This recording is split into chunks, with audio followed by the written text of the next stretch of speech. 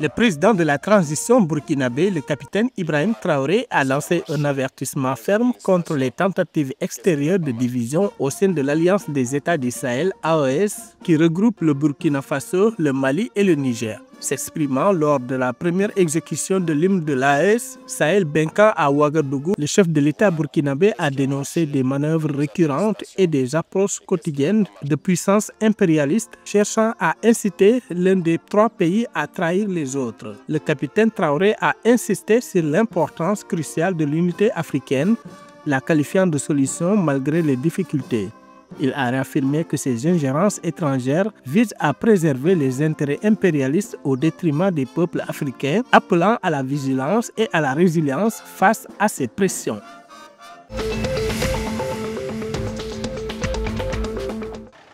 Après une décennie d'attente, la mine de manganèse de Naéga au Togo lancera officiellement sa production fin juin 2025. Cette annonce a été faite le 9 juin 2025 par Kera Resources, le partenaire technique du projet. La production devrait débuter à 4 000 tonnes par mois avec un objectif de 8 000 tonnes à moyen terme. L'État togolais, unique propriétaire via la société togolaise de manganèse, mise sur ce minerai essentiel pour les batteries et la mobilité électrique. Ce projet s'inscrit dans un contexte de forte demande mondiale pour les métaux de transition.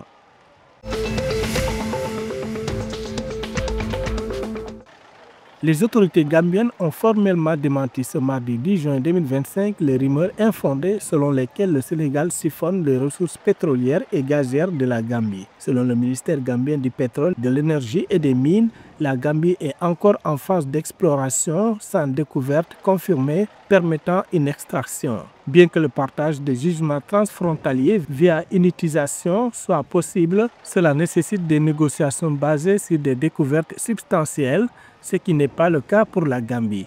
Le ministère appelle à la vigilance face aux rumeurs et à un débat éclairé sur les ressources du pays.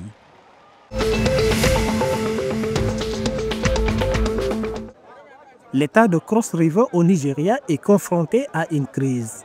150 de ces communautés sont actuellement sous l'emprise d'inondations dévastatrices. Révélation faite le 10 juin 2025 par le gouverneur lors d'une réunion sur la préparation aux catastrophes. Ce dernier a indiqué que ces inondations sont un fléau récurrent qui a déjà coûté des vies et des millions de naira en biens. Selon l'autorité, les conséquences sont graves, affectant directement les habitations, les terres agricoles et les infrastructures publiques dans l'ensemble des zones sinistrées.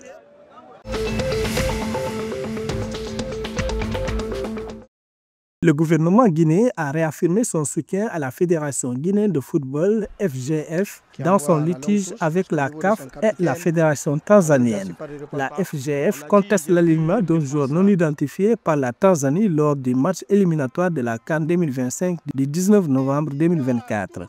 Ce manquement aux règles d'éligibilité pourrait, selon la FGF, avoir influencé le résultat et la qualification.